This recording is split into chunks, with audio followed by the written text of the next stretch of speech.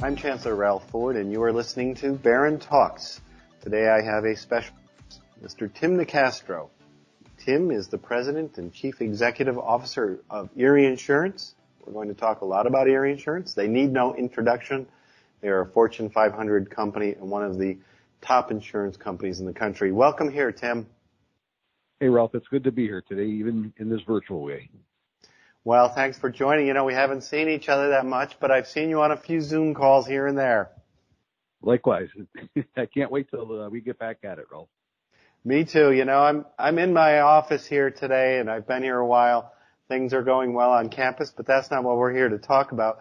I just want to take a moment, Tim. I am going to go through your bio, so if you'll be patient, let me just talk a little about you. You joined Erie Insurance in 1996. As I said, you were the President and Chief Executive Officer. You serve on the boards of the American Property Casualty Insurance Association, the Insurance Information Institute, the Erie Regional Chamber and Growth Partnership, and the board of UPMC Hammett.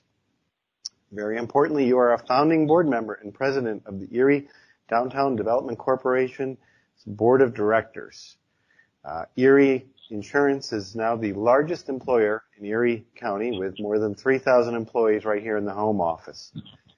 So, little background for our listeners, but I'm going to start with a question, Tim. Just, you know, you grew up here in Erie, right, in Little Italy, and have, become the chief executive of our most influential company. Why don't you tell us a little bit about how you got there? What was your path to CEO? Oh boy, Ralph, I wish I could tell you that I woke up one day and said, hey, you are going to make it to be the CEO of a Fortune 500 company. But it really wasn't like that. It really was focusing on doing a good job in each one of the jobs that I had along the way in my career. And so admittedly, some of them were better than others. But I think, you know, when I think about the actual promotion to this job, it really had to do with what was needed in the organization at that point in time. And really matching the leader's style and skills to what the call to action is really how I ended up here.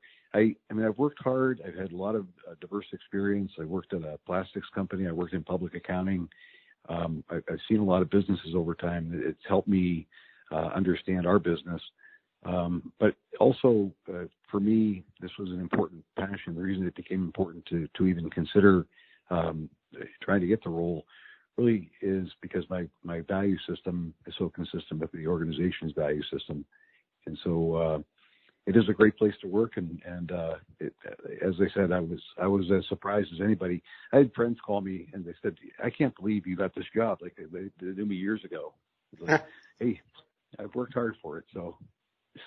No, and indeed you did. And, you know, I think that's the story that we hear from many people who lead organizations. And I'd say a similar thing myself. I never thought I'd end up in this position, but it's happenstance, working hard, and some good fortune.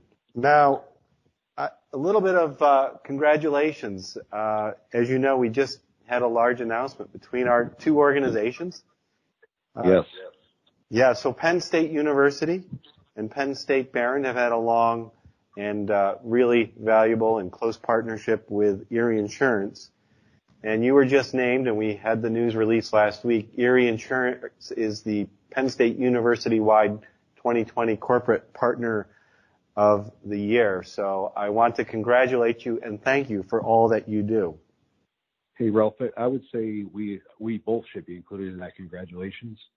You know, I'm so delighted as I took this role and began to study our relationship with the local universities.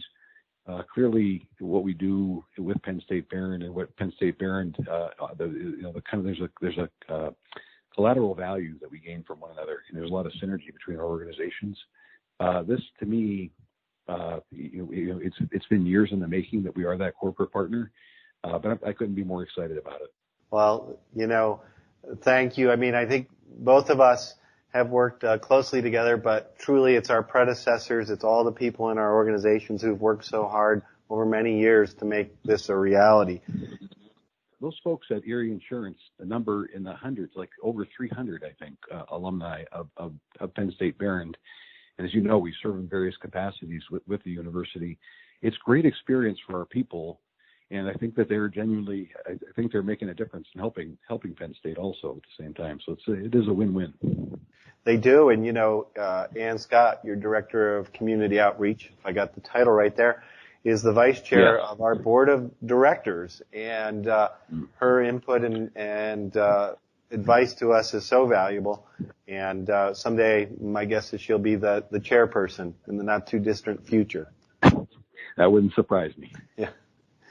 Well, you talked about the commitment of your employees to Barron, but the local universities.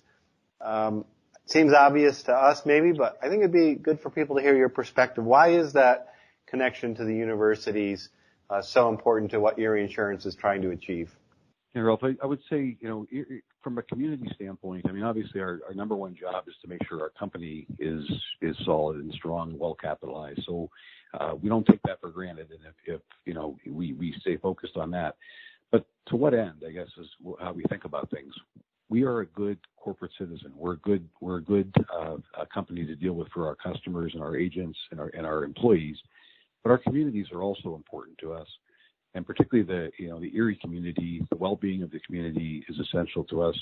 As a big employer, we want to be able to assure ourselves that we have an ample supply of talent coming in that's comfortable living in Erie, Pennsylvania, and views it as a great place to be. But it's also a responsibility that I guess has a little more personal for me. I think about the program, the Accelerate program that we announced. I think was it almost 2 years ago? I think so. Yeah. Well, jointly with the generous matching of Penn State, we were able to grow a $1.5 million commitment into, if I'm not mistaken, it was $4 million in total. That's correct. And the personal part for me is I grew up, as you mentioned, in Little Italy, in a good neighborhood, a solid neighborhood, but economically disadvantaged neighborhood. And so I think about how was I able to make my way to where I am, and not that it was my mission, but the fact is I had a lot of people that cared about me enough to invest in me back then. And I think the Accelerate program, it takes an at-risk population of people who might not otherwise make it into a university, let alone be able to stay and cut it through the second and third years, and says, hey, this group of people is really important, and they're equally smart, equally talented, but they don't have the mentorship. They don't have a role model to show them how to do this. And that investment, to me, is kind of providing them the same type of mentorship I had. We didn't call it mentorship. I called it Uncle Joe back in the day. But you get the point. I mean, it's important to invest in our youth as a means of making an improvement to the quality of life for everybody. And so we're excited that that's part of the fabric of what I think will make Erie, Pennsylvania a great place, is how steadfastly committed we are to improving all sectors of our population. Well, so well said. And we're early on in the program, but we're seeing good results. But we've got to reach back way down into the pipeline. And I often like to say, talent is equally distributed. There are smart people everywhere. We just need to give them the opportunity, as you said, the mentoring that actually made a difference in your life and mine and so many others. That's the way that it works. Yeah. There's nothing like that. Absolutely. I wanted to just reflect back on an earlier point you made about the values of the company. One of Erie's commitments, I mean, it's just so clear. You look on the website, but whenever you talk to your employees, the dedications to it's serving your customers and your employees. I think you've had the same statement for a long time: service above all. And that seems to me to really guide what you're doing in the company. Yeah. Well, when I do onboarding, when we have new employees, we have an orientation program, and I get to speak to them. I tell them I'm probably the only one in the CEO in the Fortune 500 who will tell you that our number one mission isn't to make money. It's not to lose money by any means. I want to make sure I say this the right way. We do need to make money to stay healthy, but our top priority is doing the right thing and being above all in service. That guides our thinking on really how we design our operations, the types of things we want to bring into the marketplace, how we develop relationships. And even, more recently, I'd say in the past couple of decades, the focus on our communities as a really extremely important thing to our organization. at first, I think it started out as something that was brand oriented, like we want to be known as a good corporate citizen because we are doing good things. But over time, I think I know the passion has grown, and there's a growing segment of our employee population who want avenues to support their communities. And so it's a wonderful thing when we can help organize and create mechanisms for our employees to participate in community development throughout all the ranks of the organization. And we're going to continue to make those investments. They're important to our employees, they're important to us, and they're part of that value system for Erie. Well, it's been really tremendous, the commitment that you've made, and I just want to switch to that. The Erie community, as we know, we all love it, but it's struggled to adapt and move forward in its, I'll say, social and economic development in recent decades. But we've seen improvement in the last several years with investments in downtown, development on the Bayfront, and the transition to a new economy. And Erie Insurance is playing a leading role. You're leading the charge down there with the Erie Downtown Development Corporation in many other ways, like the Accelerate program with us. But I wanted to ask this question. You've been so visible and such an important part of it. What prompted, you as CEO and Erie Insurance to play such a large role in this transformation? Yeah. Well, if I could answer that in 2 words, if I wanted to be funny, I would say Tom Hagen. Mm-hmm. And most people know who Tom is in our community. He's our chairman of the board, and he's been very active and very interested in helping Erie regain its footing and its luster, bring it back. And he had the insight, even as we were going through the recruiting process when I was interviewing for the job, to talk about this very aspect. What was our role in the community? And he was very keenly interested in that. And so, but I think our role, I guess, as we looked at our organization, we said we are emerging as the largest employer. We pay a really good wage to our employees. We're stable. We have never had a layoff in the company's history. We don't intend to ever have a layoff in the company's history. But that strong foundation also, imposes some weight on us. Like, listen, we are a pillar in this community. So what is our responsibility here?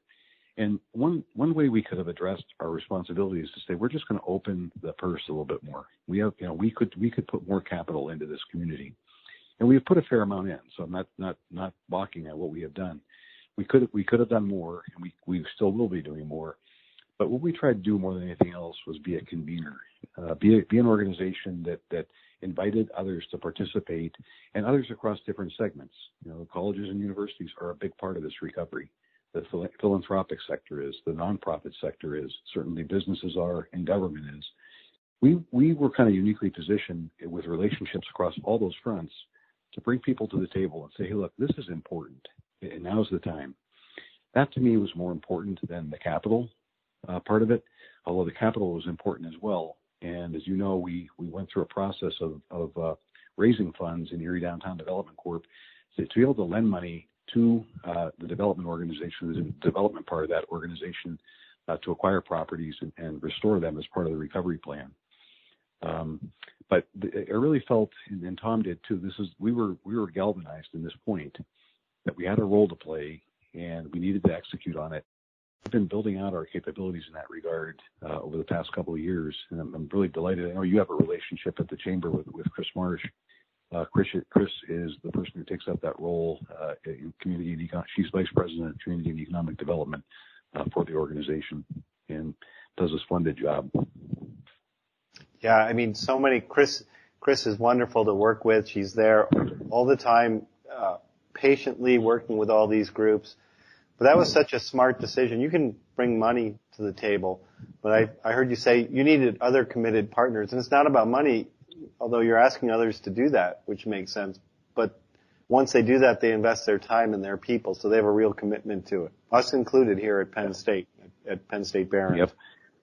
Everybody has a role, Ralph, and I think part of it was, like I have heard political figures say we want to run this like a business, and in some respects, yeah, that's what we're trying to do here in Erie, Pennsylvania.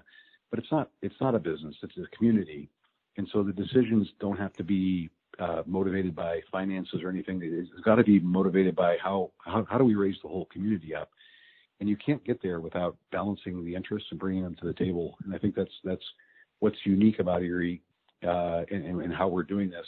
it's also what gives me a lot of optimism. This isn't like the rich people are taking over or anything like that. We're investing very thoughtfully to do things that are going to serve all the population here in Erie.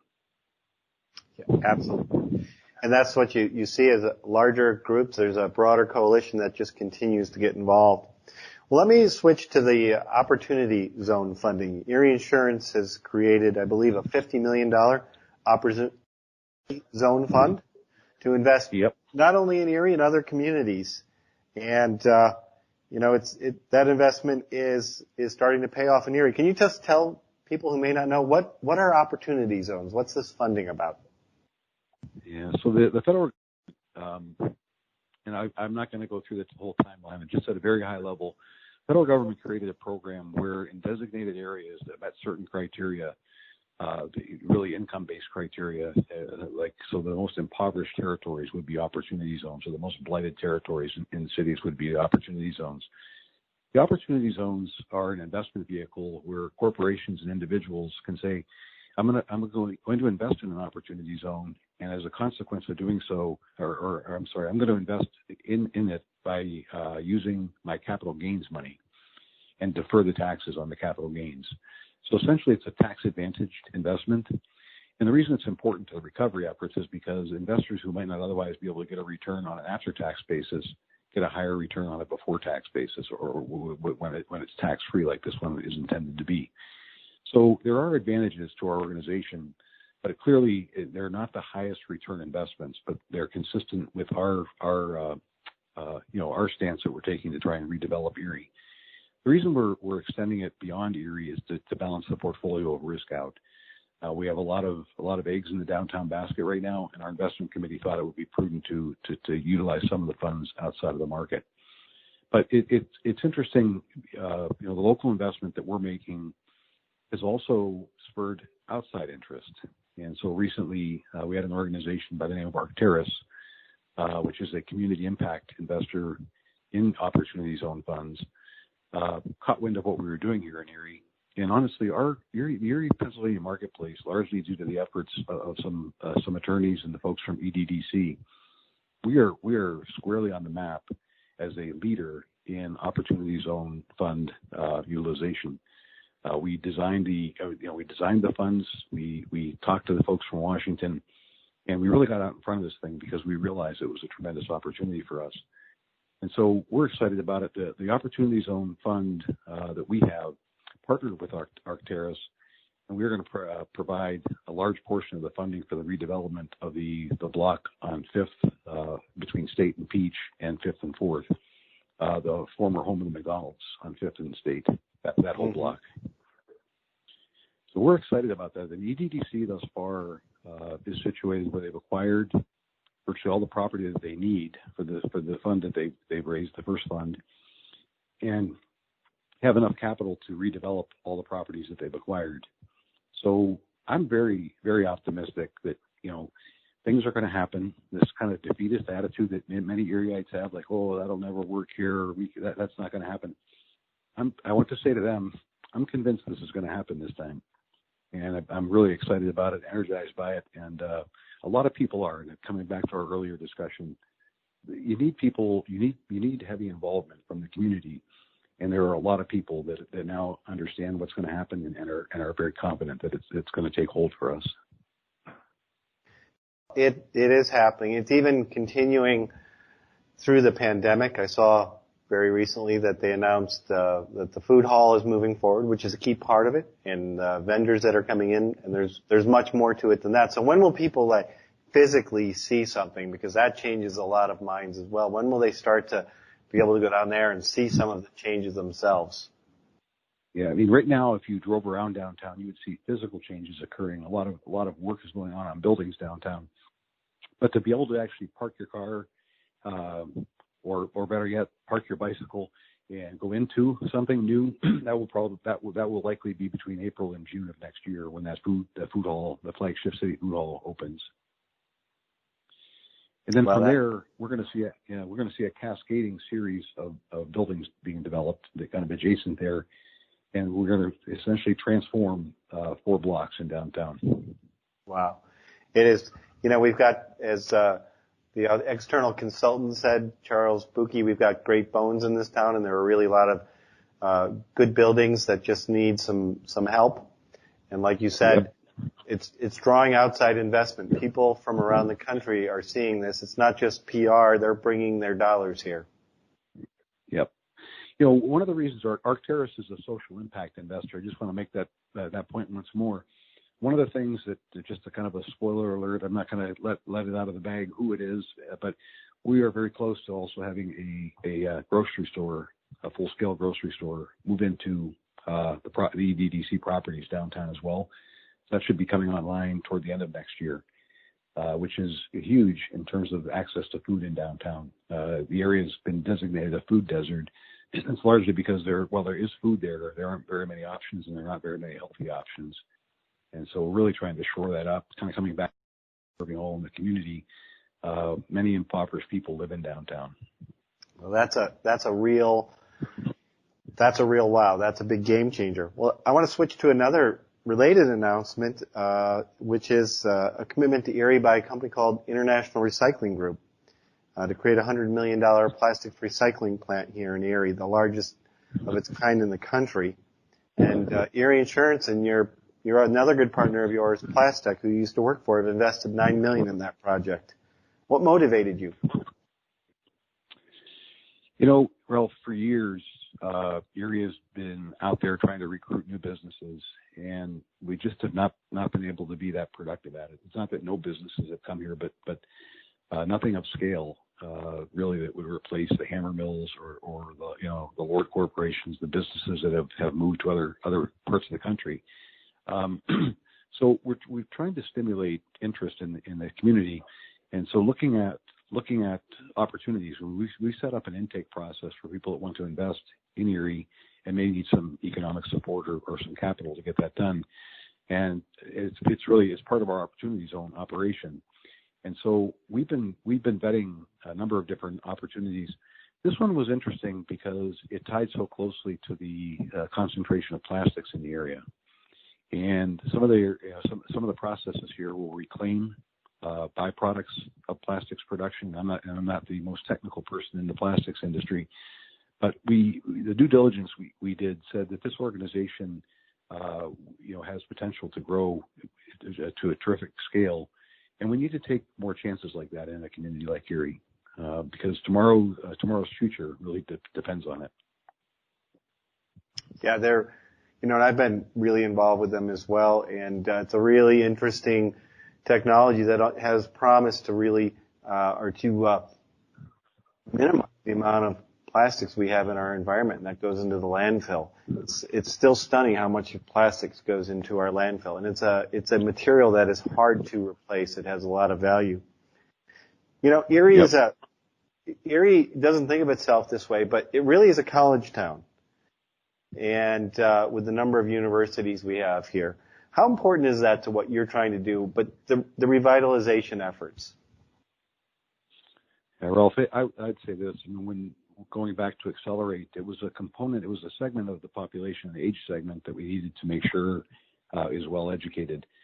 United Way is focused on community schools at the primary level, and really at every step of the way, education is the key to success. And not even in terms of just financial success, but the more educated people are, the more likely they are to have a good quality of life. And that's what this is all about. The universities put a punctuation mark on that. I mean, in terms of creating opportunities for people, hopefully many of whom will stay here, but some of whom may not. But the fact that they're here also is helpful in the recruiting process. I mean, I mentioned some of the other things, the partnerships we have with Penn State Behrend. But aside from that, just the fact that we have a prestigious university like that resident here, and the other universities, Indiana and Mercyhurst and Edinboro, when people think about relocating to work at our company or work in Erie, period, it's important that they feel that there's an avenue for people to educate and better themselves. I think that's a huge thing. I also think the thought leadership that comes out of universities is important. They create excitement and interest. The zeal for innovation, the quest for what's new, leaning into tomorrow.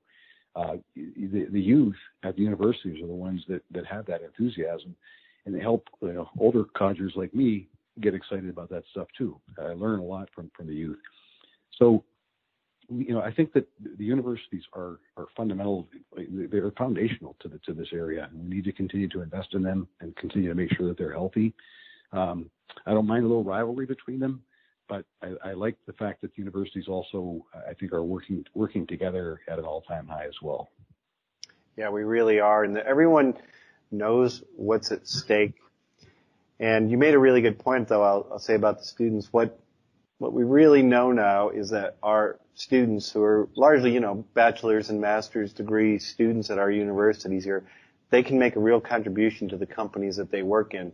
So what I love about the Accelerate program is not only does it provide scholarships and mentoring and that we're funding between our two organizations, but we're funding students to go work in startup companies. I think that was important to Erie Insurance when we put this together. Absolutely. That spirit of entrepreneurialism is nowhere more evident than in our youth, and we got to fuel it. Yeah, it's crucial. Well, we've got about just under 5 minutes left here. I'd like to just talk a little bit about Erie Insurance and how COVID-19 has impacted you. You're building a $135 million office complex on East 6th Street to provide more space for workers. Can you tell us, when will that building be completed, and how has COVID impacted your thinking? Did you design it? Did you get the design right with this whole new world we're in? I'd love to hear what's going on there. Yeah. Ralph, I'd love to tell you that we had prognosticated the pandemic, and we built our new office tower fully equipped and ready for a pandemic workforce. The point is, or the fact is, that's not true. No, there are, and we've evaluated many options for returning people to work, and we're certainly anxious to do that. Maybe I back up a little bit. In March, I think it was March 13th, March 14th, somewhere in that neck of the woods. We very quickly decided that we needed to mobilize and send our workforce remote. So we did that. We sent 3,500 employees home with over 6,000 pieces of technology, and put our wrapped them in our cybersecurity blanket, and we were running without missing a beat. And it was a pretty phenomenal exercise. We had planned for this, but on smaller scales, and to actually mobilize it across the entire company was something to see. And we've maintained a priority on the health and safety of our employees throughout the pandemic. We are looking forward to the day. I guess we're not looking to piecemeal our people back to work. We have tried that in a couple of areas, and said, why don't we, if people want to come back in, let's let them come in. But the experience is so different than normal time experience where people could congregate and eat lunch together and just stop in the hallway and talk to somebody else. It's like walking around in a kind of a very sterile medical environment, and it doesn't feel much like the Erie culture. So we have battened down the hatches, and we in fact just told our employees a couple of weeks ago that the earliest date at which we would return to our facilities would be February 1st. We wanted to make sure that they understood that they were not going to be asked to come back during the holidays, and in fact that month of January would also enable them to get their students back in school again. And so we wanted to try and do that to support the employees. And as far as when we come back, it's up in the air. A couple things would have to happen. Certainly a vaccine would be helpful, and having it available at scale.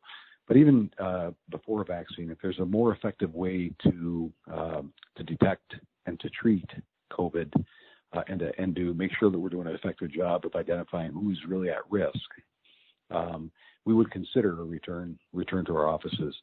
But as of right now, that's one of those uncertainties that we're dealing with. Timing-wise, that building that we built, we love it. It's going to be done by the end of the year. It'll be ready for occupancy before 12/31 of this year, after a couple of months layoff during the beginning of the pandemic. We're excited to get into it. It is a work of art. It's a beautiful building. Our employees are going to have many good years there. So we are in the starting blocks and chomping at the bit right now to get back. Well, we're all looking forward to seeing it, and people ask me too about different organizations and the way they're coming back. And you know, we're back here on campus. We've got remote learning. And what I tell people is this is highly complicated and you're dealing with a lot of different populations with different needs. So there's no single answer to this question, by the way, whether we're universities or others. It really comes down to the culture, what you're able to do, the organization. But we're all hopeful that a vaccine starts to roll out by the end of this year and that, hopefully, you know, I think the estimates are, you know, February, March next year, hopefully, we start to see some more normalcy. We're about to the end of our time, Tim. So I give you the last, anything you'd like to add before we end today. Yeah. I guess, Ralph, if I'm talking to a student, I would say explore Erie while you're here if you're from out of town and really consider staying here. It's a great time to be here. If you're a member of faculty or a Penn State alum who follows these podcasts and you live in this region, or if you don't live in this region, consider it. If you do live in this region, support what we're doing. There are ways you can help. Erie's on the move, even in a pandemic, and good days are ahead. Well, that is a great message to end on. Thank you for joining us, Tim. Again, my guest today is Tim Nicastro, the CEO and president of Erie Insurance. Great wisdom there. Thank you, Tim. Thank you, Ralph. It's my pleasure to be here.